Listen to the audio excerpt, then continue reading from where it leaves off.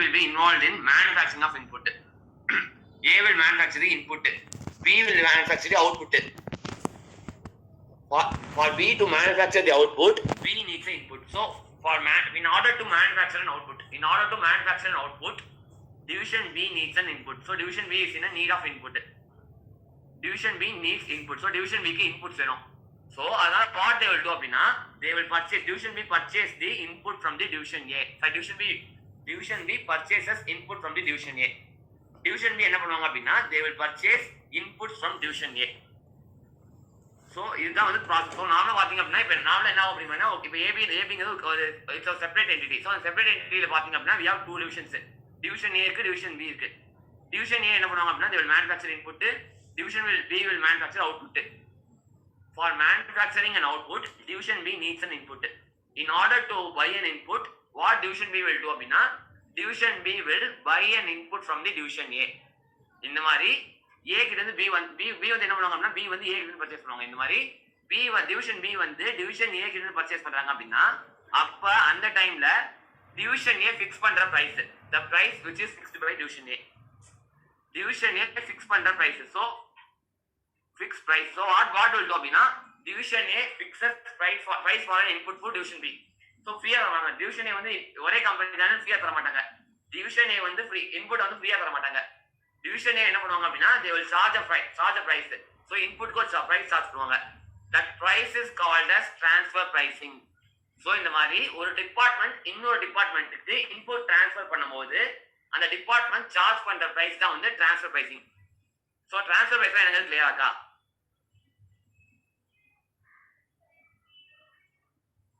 Voice break ஆகுது ஆக்சுவலா. Cost கொஞ்சம் கண்டிப்பாக பண்ணுங்க, காஸ்ட்டை கொஞ்சம் கண்டிப்பாக பண்ணலாம். ஓகே, ஐ திங்க் யாருக்கு என்ன ப்ராப்ளம் தெரியல. Okay, fine. So now tell me whether transfer pricing concept is clear or not. Concept la meaning. So transfer pricing meaning clear ah? So meaning ஒண்ணுமே கிடையாது. Input வாங்குறாங்க. So division B வந்து division A கிட்ட input வாங்குறாங்க. Division B is getting an input from division A. அப்ப division A அந்த inputக்கு charge பண்ற price is called as transfer pricing. So இதான் வந்து meaning transfer pricing. So clear, meaning clear ஆக்கா? Okay, I'll repeat it once again.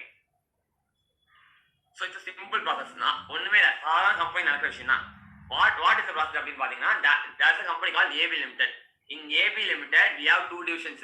What are the divisions we are having அப்படின்னா, we are having division A and we are also having division B. இப்போ பாத்தீங்க அப்படின்னா, what will happen அப்படின்னு பாத்தீங்கன்னா, division A வந்து they will manufacture an input. அதே மாதிரி division B will manufacture an output. So input அப்படின்னா அதான் வந்து raw material. So raw material யார் manufacture பண்ணுவாங்க அப்படின்னா, division A manufacture பண்ணுவாங்க. division B வந்து output manufacture பண்ணுவாங்க. In order to manufacture an output, so division B output manufacture பண்றதுக்கு they need an input. In order to manufacture an output, division B needs an input. So division B what they will do அப்படின்னா, they will purchase an input from division A. division A கிட்ட input purchase பண்ணுவாங்க. இந்த மாதிரி B வந்து A கிட்ட input purchase பண்றாங்க அப்படின்னா, அந்த பர்ச்சேஸ்க்கு A ஃபிக்ஸ் பண்ற பிரைஸ் தான் வந்து ட்ரான்ஸ்ஃபர் பிரைசிங் வாங்க. அந்த இன்புட்டுக்கு A ஃபிக்ஸ் பண்ற பிரைஸ் தான் வந்து ட்ரான்ஸ்ஃபர் பிரைசிங் வாங்க. சோ இதான் meaning. Generally it's actually it's important actually. So ரொம்ப இம்பார்ட்டன்ட் ஃபார்ம் இல்லை, but generally they will ask normally. Internal சரி, ஃபைனலி சரி. இன்டர்னல் பாத்தீங்க அப்படின்னா they will ask in one term. So பாத்தீங்க அப்படின்னா ஜூன்ல கேட்பாங்க, டிசம்பர்ல கேட்பாங்க. ஜூன்ல லேர்னிங் கேட்டாங்கன்னா டிசம்பர்ல வந்து ட்ரான்ஸ்ஃபர் பிரைசிங் கேட்பாங்க. அதே மாதிரி டிசம்பர்ல லேர்னிங் கேட்டாங்கன்னா ஜூன்ல ட்ரான்ஸ்ஃபர் பிரைசிங் கேட்பாங்க. இந்த மாதிரி ஏதாவது ஒரு டேர்ம் மட்டும் வரும் உங்களுக்கு இந்த மாதிரி. ஸோ இதுவும் லேர்னிங்காகவும் வந்து உங்களுக்கு ஈக்குவலி இம்பார்ட்டன்ட். ஸோ இதுதான் வந்து ட்ரான்ஸ்ஃபர் பிரைசிங் கான்செப்ட். ஸோ இந்த பிரைஸ் சொல்றாங்க பாருங்க, இந்த பிரைஸ் வந்து எப்படி ஃபிக்ஸ் பண்ணுவாங்க? இப்போ டிவிஷன் ஏ பிரைஸ் சொல்லுங்க கரெக்டா? Division A is going to fix the price கரெக்டா? இந்த டிவிஷன் ஏ பிரைஸ் எப்படி ஃபிக்ஸ் பண்ணுவாங்க அப்படின்னு ஒரு கான்செப்ட் இருக்கு. ஸோ பிரைஸை ஃபிக்ஸ் பண்றது தான் we have many methods. So பிரைஸை வந்து எப்படிலாம் ஃபிக்ஸ் பண்ணுவாங்க அப்படிங்கிறத we are going to see. How they will fix the price அப்படின்னு பாத்தீங்கன்னா, they will fix the price on the basis of four things.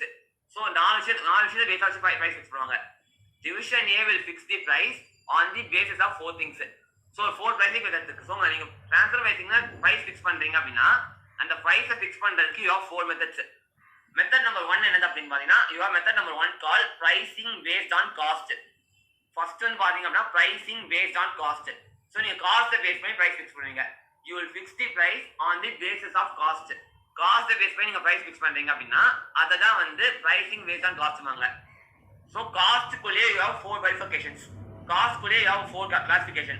Cost குள்ளே எப்படி ஃபிக்ஸ் பண்ணுவாங்க அப்படி பாத்தீங்கன்னா ஒன்னு ஆக்சுவல் காஸ்ட் ஃபிக்ஸ் பண்ணுவாங்க. சோ ஆக்சுவல் காஸ்ட் அப்படின்னா fixed cost plus variable cost.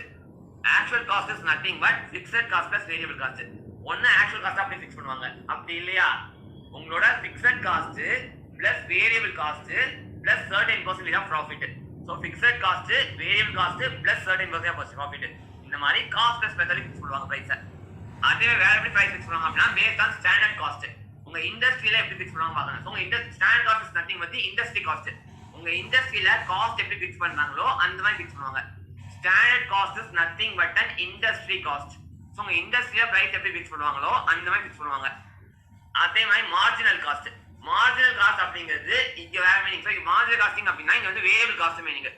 Marginal cost means variable cost. in this place marginal cost means variable cost. So இந்த மாதிரி price வந்து 400 ஃபிக்ஸ் பண்ணலாம். இந்த மாதிரி நீங்க காஸ்ட் பேஸ் பண்ணி price ஃபிக்ஸ் பண்றீங்க. you are fixing the price on the basis of cost. இந்த மாதிரி காஸ்ட் பேஸ் பண்ணி நீங்க ஃபிக்ஸ் பண்றீங்க அப்படின்னா நீங்க நாலு விதமா ஃபிக்ஸ் பண்ணலாம். ஒன்னு வந்து ஆக்சுவல் காஸ்டே பிரைஸ் ஃபிக்ஸ் பண்ணலாம். அப்படி இல்லையா காஸ்டோட கொஞ்சம் ப்ராஃபிட்டை ஃபிக்ஸ் பண்ணி நீங்க பிரைஸ் ஃபிக்ஸ் பண்ணலாம். அப்படி இல்லையா ஸ்டாண்டர்ட் காஸ்ட் நீங்க பிரைஸ் ஃபிக்ஸ் பண்ணலாம். அப்படி இல்லையா மார்ஜினல் காஸ்ட். அப்படி இல்ல நீங்க மார்ஜினல் காஸ்ட் பிரைஸ் ஃபிக்ஸ் பண்ணலாம். சோ மார்ஜினல் காஸ்ட் அப்படினா வேரியபிள் காஸ்ட். வேரியபிள் காஸ்ட் நீங்க பிரைஸ் ஃபிக்ஸ் பண்ணலாம். சோ இதுதான் வந்து pricing based on cost. Next பாத்தீங்க அப்படினா market price as a transfer price. Next பாத்தீங்கன்னா market price as a transfer price. First அது போற மாதிரி ஃபர்ஸ்ட் காஸ்ட் கிளியர் ஆகணும் சொல்லுங்க. Pricing based on cost clear ஆக்கா? பிரைசிங் பேஸ்ட் ஆன் காஸ்ட் கிளியரா? அதே மாதிரி வந்து இன்னொரு டிஸ்க்ளைமர் சொல்லிடுறேன். ஸோ நான் வந்து கொஞ்சம் ஸ்லோவாக தான் போவேன். ஏன்னா வந்து இங்கே இன்டர்வியூ இருக்கீங்க ஃபைனல் இருக்கீங்க. ஐ கோ லிட்டில் ஸ்லோலி. ஸோ நான் கொஞ்சம் ஸ்லோவாக தான் போவேன். அதனால சப்போஸ் இந்த டாபிக் நீங்க ஸ்ட்ராங்கா இருக்கீங்க வச்சுக்கோங்களேன். இந்த டாபிக் நீங்க ஸ்ட்ராங்கா இருக்கீங்க அப்படின்னா அப்போ வந்து நீங்க கிளாஸ் வரணும்னு அவசியம் கிடையாது. If you are strong with this topic you can leave the class with my whole permission. இன்னும் ஃபுல் பர்மிஷன் நீங்க லீவ் ஆகலாம். சப்போஸ் இந்த கிளாஸ் ஸ்ட்ராங்கா இருந்தீங்கன்னா okay standard class once explain. So I இன்னும் இப்போ டிஸ்க்ளைமர் வடி ஒரு சொல்றேன். டிஸ்க்ளைமர் என்னன்னு, ஸோ இங்க வந்து இன்டர் இருக்கீங்க ஃபைனல் இருக்கீங்க. You have inter and final. So since both inter and final are here I am going to take little slowly. கொஞ்சம் ஸ்லோவா தான் போக போறேன். ஸோ கொஞ்சம் ஸ்லோவா போறதுனால இது ஆக்சுவலா யார் ஸ்லோவா போறேன்னு ஃபீல் பண்றீங்களோ அவங்க லீவ் ஆயிக்கலாம். It's not an issue. அதே மாதிரி சார் போன அட்டம்ப்ட்ல வந்து லேர்னிங் கர்வ் கேட்டாங்க. ஆக்சுவலா போன அட்டம் எனக்கு தெரியாது. ஆக்சுவலா போன அட்டம் எப்படி கேட்டாங்கன்னு ஐ எம் நாட் ஷூர். நான் லாஸ்ட் டைம் இன்டர் இல்ல. Okay standard cost I will explain one second. Standard cost அப்படிங்கிறது என்ன? Industry cost. இண்டஸ்ட்ரியில எல்லாத்துக்கும் ஒரு காஸ்ட் இருக்கும். இப்ப மெட்டீரியலுக்கு பாத்தீங்கன்னா மெட்டீரியலுக்கு உங்களுக்கு இண்டஸ்ட்ரியில காஸ்ட் இருக்கு. இண்டஸ்ட்ரியில மெட்டீரியலுக்கு இருக்கிற பிரைஸ் தான் வந்து ஸ்டாண்டர்ட் காஸ்ட் வாங்க. Standard cost is nothing but the SQSP, standard quantity into standard price. Standard quantity into standard price தான் வந்து உங்களோட ஸ்டாண்டர்ட் காஸ்ட். சோ இதெல்லாம் நானும் கேட்க மாட்டாங்க. ஸ்டாண்டர்ட் காஸ்ட் பெருசா வராது உங்களுக்கு. சோ இப்போ கிளியரா இருக்கா standard cost? So standard cost அப்படிங்கிறது it's an industry based cost. So industry base பண்ணி ஃபிக்ஸ் பண்ணுவாங்க cost.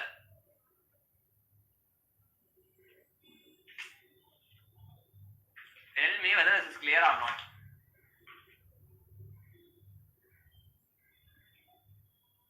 I hope it's clear. It has to be clear.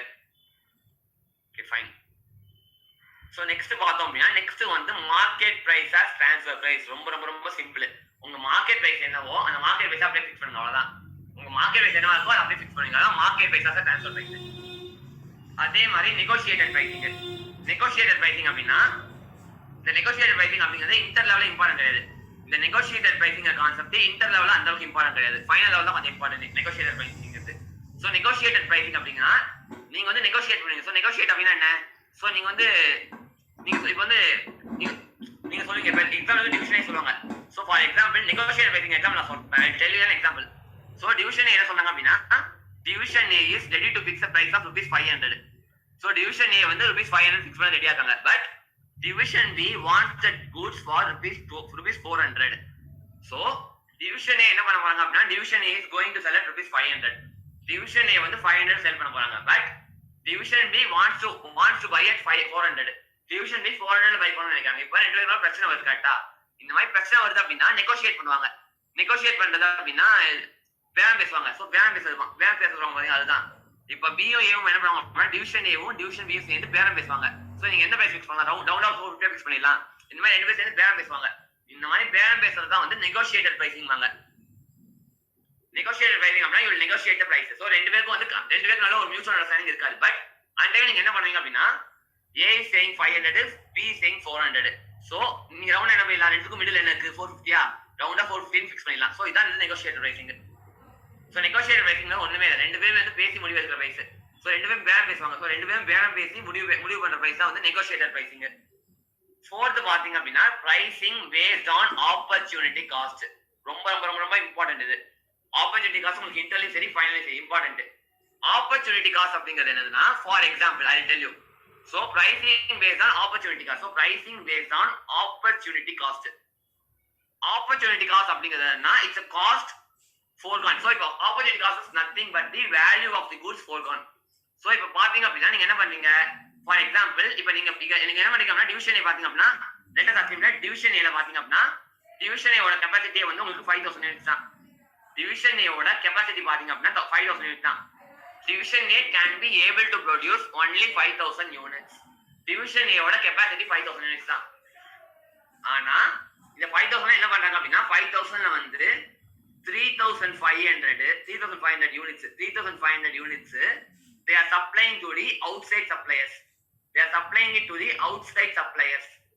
அதே மாதிரி என்ன பண்றாங்க அப்படின்னா பேலன்ஸ் இருக்கிற 1500 units வந்து it will be supplied to the department B. It will be supplied to department B. So department B க்கு supply பண்ணுவாங்க. So இப்போ நாம பாத்தீங்க அப்படின்னா ஆப்பர்ச்சுனிட்டி காஸ்ட் ரொம்ப சிம்பிள். இப்போ A ஓட கெபாசிட்டி பாத்தீங்க அப்படின்னா A ஓட கெபாசிட்டி 5000 யூனிட்ஸ் தான். இந்த 5000ல 3500 அவுட் சைட் சப்ளை பண்ணுவாங்க. டிபார்ட்மெண்ட் B க்கு வந்து 1500 பண்ணுவாங்க. இப்போ திடீர்னு என்ன ஆகுது அப்படின்னு பாத்தீங்கன்னா டிபார்ட்மெண்ட் B க்கு பாத்தீங்கன்னா டிபார்ட்மெண்ட் B க்கு வந்து பயங்கர சேல்ஸ் பூஸ்ட் ஆகுது. டிபார்ட்மெண்ட் B க்கு சேல்ஸ் பயங்கரமா பூஸ்ட் ஆகுது. அதனால வாட் they want அப்படின்னா they want 2000 units. So division B க்கு 2000 யூனிட்ஸ் வேணுமா. So division B க்கு sales வந்து பயங்கர பூஸ்ட் ஆச்சு. So sales வந்து பயங்கர பூஸ்ட் ஆச்சு. Sales பயங்கர பூஸ்ட் ஆனதுனால division B needs 2000 units. division B க்கு 2000 units தேவைப்படுது. பட் உங்க கெபாசிட்டி வந்து பாத்தீங்கன்னா 5000 units தான். இப்போ நீங்க என்ன பண்ணலாம், இந்த 3500 ப்ரொடியூஸ் பண்றது பதிலா இந்த இடத்துல நீங்க 3000 ப்ரொடியூஸ் பண்ணலாம். சோ இந்த இடத்துல 3000 ப்ரொடியூஸ் பண்ணலாம், இங்க இடத்துல 2000 ப்ரொடியூஸ் பண்ணலாம். இந்த மாதிரி நீங்க பண்ணலாம். இந்த மாதிரி நீங்க என்ன பண்றீங்க 500 லாஸ் ஆகுறீங்க கேட்டா. சோ 500 நீங்க கம்மியா ப்ரொடியூஸ் பண்ணீங்க கேட்டா, அவுட் சைட் சப்ளையருக்கு 500 கம்மியா ப்ரொடியூஸ் பண்ணீங்க கேட்டா, you are producing 500 units less கரெக்ட்டா. outside supplier க்கு 500 units கம்மியா ப்ரொடியூஸ் பண்றீங்க. இப்போ பாத்தீங்க outside supplier நீங்க என்ன பண்றீங்க அப்படினா 500 units கம்மியா ப்ரொடியூஸ் பண்றீங்க. இந்த மாதிரி outside supplier க்கு நீங்க கம்மியா ப்ரொடியூஸ் பண்றீங்க அப்படினா you are losing your contribution. So you are losing your contribution. You are losing your contribution. You are losing your contribution on 500 units. So 500 units தான் உங்களுக்கு contribution கிடைக்க மாட்டேங்குது. So you are losing the contribution on 500 units. So நீங்க என்ன பண்றீங்க, out side supplier கிட்ட இருந்து கடன் வாங்கிட்டு அந்த 500 நீங்க சப்ளை பண்றீங்களா. இதனால என்ன ஆகுது, அவுட் சைட் சப்ளையர் கிட்ட இருந்து வர 500 யூனிட்ஸ்க்கான கான்ட்ரிபியூஷன் ரெடியூஸ் ஆகுது கரெக்ட்டா. அவுட் சைட் சப்ளையர் கிட்ட இருந்து வர 500 யூனிட்ஸ்க்கான கான்ட்ரிபியூஷன் ரெடியூஸ் ஆகுது. இந்த மாதிரி லாஸ் ஆன கான்ட்ரிபியூஷனா வந்து ஆப்பர்ச்சுனிட்டி காஸ்ட்னாங்க.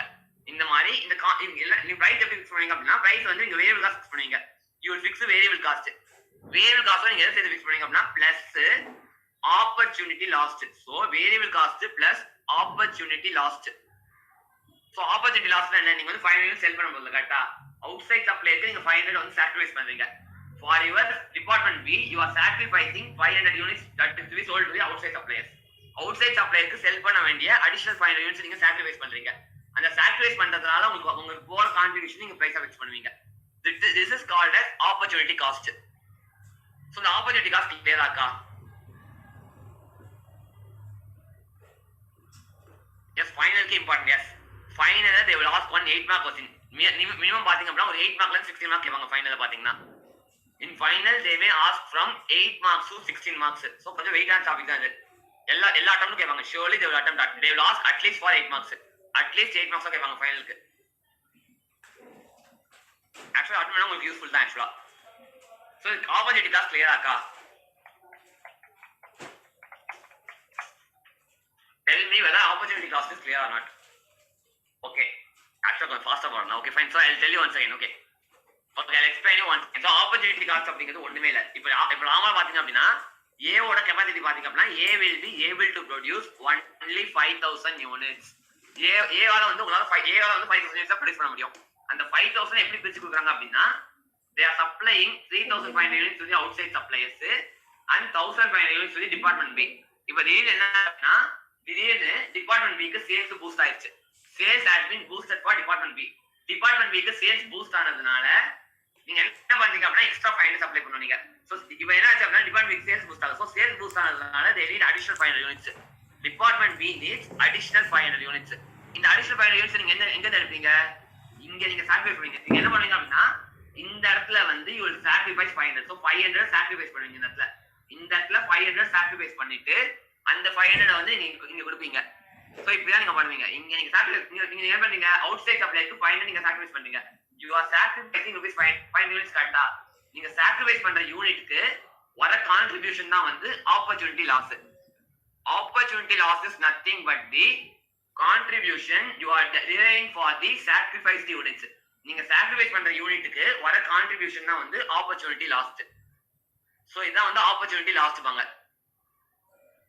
சோ கிளியரா இருக்கா இப்ப? Yes, exactly. Whether it's clear now?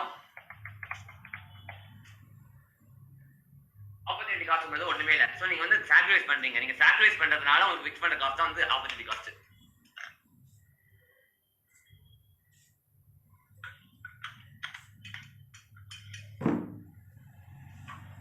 I hope it's clear for everyone, correct? Okay, fine. So clear ஆக்கிங்க கரெக்ட்டா? சோ இப்போ நம்ம சம் போயிடலாம். let us proceed for the sum. So concept உங்களுக்கு இவ்வளவுதான். மெத்தட் ஆஃப் ட்ரான்ஸ்ஃபர் pricing வந்தாச்சு, meaning of transfer pricing வந்தாச்சு. Next வந்து பேசிக் problem. So basic problem அப்படினா ஒரு ப்ராப்ளம் தான் ஆக்சுவலா. சோ ரொம்ப சிம்பிளான क्वेश्चन அது. சோ இந்த क्वेश्चन என்ன கொடுத்தாங்கன்னு பாருங்க. So see what is given in this question. What is given in this question அப்படினு பாத்தீங்கன்னா what they have given transferor limited as two processes finishing, preparing and finishing. So ரெண்டு process இருக்காங்க இந்த கம்பெனிக்கு. That's a company called transferor limited. For this company there are two processes, preparing ஒரு process இருக்கு, finishing ஒரு process இருக்கு. The normal output per week வந்து 7500 units. Normal output பாத்தீங்க அப்படின்னா your normal output. So உங்க normal output என்ன கொடுத்தாங்க அப்படின்னா உங்களோட normal output கொடுத்தாங்க. So normal output பாத்தீங்க அப்படின்னா 7500 units. Your normal output is 7500 units. அதே மாதிரி at the capacity of 75%. Transferee had a production problem in preparing and requires 2000 units per week. So இப்போ நமக்கு இது தேவையில்லை. இது 7500 நம்ம total units. So உங்க total capacity 7500. இதுல you need 2000 units. So இதுல 2000 units to be supplied to your familiar department. So இது வந்து நீங்க என்ன பண்ணணும் அப்படின்னா you have to supply to the another department. So supply to another department. You have to supply this to another department. உங்க கம்பெனில 8 department இருக்கு. your company has 2 department. what are you going to பார்த்தா preparing இருக்கு, finishing இருக்கு. preparing என்ன பண்ணனும் அப்படினா preparing department வந்து 2000 units வந்து finishing department சப்ளை பண்ணும். So this out of this 7500 2000 units has to be supplied to the another department. So இதான் சொல்றாங்க. So request 2000 units per week. இது வந்து per week. They have clearly given per week. 2000 units per week. So per week ங்கற word ரொம்ப முக்கியம். ஏன் முக்கியம்னு நான் சொல்றேன். So உங்க பாத்தீங்க அப்படினா எதை நீங்க சப்ளை பண்ணீங்க அப்படினா you are supplying 2000 units per week to the another department. அதே next பாத்தீங்க அப்படினா வேற சொல்லிருக்காங்க the existing cost structure of one prepared unit of transfer limited is as follows. So உங்களுக்கு காஸ்ட் கொடுத்தாங்க. உங்க காஸ்ட் பாத்தீங்க அப்படினா உங்க காஸ்ட் ஸ்ட்ரக்சர் எப்படி இருக்கு? காஸ்ட் பொறுத்த வரைக்கும் they have given material பாத்தீங்க அப்படினா material வந்து they have given it as ₹2. உங்க material பாத்தீங்க அப்படினா ₹2. இது 100 material is 100% variable. உங்க material பாத்தீங்க அப்படினா 100% வந்து variable. அதே மாதிரி next பாத்தீங்க அப்படினா what they are giving? They are given labor எவ்வளவு கொடுத்தாங்க? labor they have given as ₹2. so labor 2 அதுல வந்து பாத்தீங்க அப்படினா 50% வந்து variable. so laborல பாத்தீங்க அப்படினா 50% வந்து variable. so 50% variable. அதே மாதிரி next overhead பாத்தீங்க அப்படினா overhead பாத்தீங்கன்னா they have given ₹4 per unit. அதுலயும் அதே மாதிரி இதுல வந்து variable பாத்தீங்க அப்படினா 25% variable. இதுல 25% வந்து variable. so இதெல்லாம் கொடுத்தாங்க. அதே மாதிரி இன்னும் என்ன கொடுத்தாங்க அப்படினா the sale price of a completed unit of transformer limited. sale price of transformer. so என்ன கொடுத்தாங்க அப்படினா sale price கொடுத்தாங்க. so sale price என்ன கொடுத்தாங்க அப்படினா so இதெல்லாம் கொடுத்தாங்க. so क्वेश्चनல பாத்தீங்க அப்படினா காஸ்ட் ஸ்ட்ரக்சர் இந்த மாதிரி இருக்கு. material வந்து ₹2 100% variable. actual cost per unit இது. rupees to 100% variable, labor rupees to 50% variable, overhead rupees 4 25% variable. அதே மாதிரி நெக்ஸ்ட் என்ன கொடுத்துறாங்க அப்படின்னா they have given sale price of completed units. So உங்க சேல்ஸ் பிரைஸ் பாத்தீங்க அப்படின்னா உங்க சேல்ஸ் பாத்தீங்கன்னா சேல்ஸ் வந்து rupees 16. இதுல ப்ராஃபிட் பாத்தீங்க அப்படின்னா ப்ராஃபிட் வந்து rupees 4. Profit rupees 4. Sales 16, profit 4. they have clearly given. So sales price of the completed units வந்து பாத்தீங்கன்னா 16 with a profit of rupees 4 per unit. Construct the effect on the profit for 6 months. So 6 months எவ்வளவு week இருக்கு உங்களுக்கு? 6 monthsக்கு பாத்தீங்க அப்படின்னா you have 25 weeks. So they are asking the effect of profit for 25 weeks. So how many weeks you are having அப்படின்னா you are having 25 weeks இருக்கா. So உங்களுக்கு 25 weeks இருக்கா. 25 weeks or 6 months. So 25 weeks இருக்குன்றாங்க. So 25 weeks 6 months னாங்க. அதே என்ன கொடுக்குறாங்க அப்படின்னு பாத்தீங்கன்னா with the following alternative transfer price. So நீங்க transfer pricing பாத்தீங்க அப்படின்னா உங்களுக்கு alternative you have 6 alternatives. இந்த மாதிரி நீங்க r/6 பண்ணலாம். First alternative என்னது அப்படின்னா marginal cost. Alternative 1 பாத்தீங்க அப்படின்னா alternative 1 வந்து we have to fix the marginal cost. So நம்மளோட transfer price பாத்தீங்க அப்படின்னா நம்மளோட transfer price is equal to marginal cost. Transfer price is equal to marginal cost. So marginal cost என்ன உங்களுக்கு? Marginal cost is nothing but your variable cost. Marginal cost is nothing but your variable cost. So price நீங்க எப்படி fix பண்ணுவீங்க? So variable cost நீங்க எப்படி fix பண்ணுவீங்க அப்படின்னா you will take material. கரெக்ட்டா material எடுப்பீங்க first. material என்ன கொடுத்தாங்க? material பொறுத்த வரைக்கும் they have given rupees 2. கரெக்ட்டா material rupees 2. அது 100% variable உங்களுக்கு. So material is 100% variable. அதே மாதிரி labor பாத்தீங்க அப்படின்னா labor வந்து உங்களுக்கு 50% variable. So 50% தான் உங்களுக்கு variable. So 2ல 50% தான் variable. So 2ல 50% எவ்வளவு உங்களுக்கு? 1 ஆ? So labor வந்து 1 ரூபாய் தான் வந்து variable உங்களுக்கு. அதே மாதிரி next overheads பாத்தீங்க அப்படின்னா overheads வந்து 25% variable. So overheads பாத்தீங்கன்னா 25% variable. So 20% இல்லனா 4ல 25%. So 4ல 25% போடுங்க. 4ல 25% போட்டீங்க அப்படின்னா you get 1. So 1 தான் உங்களுக்கு variable. இப்போ பாத்தீங்க அப்படின்னா 2 3 4. So rupees 4 is your transfer price. So நீங்க marginal cost fix பண்றீங்க. If you are fixing transfer price as the marginal cost, then rupees 4 will be your transfer price. So இது clear ஆக்கா? So case 1 clear ஆக்கா? So case 1 நம்ம எதுவும் பண்ணல. marginal cost price fix பண்றோம். We are fixing the price at marginal cost.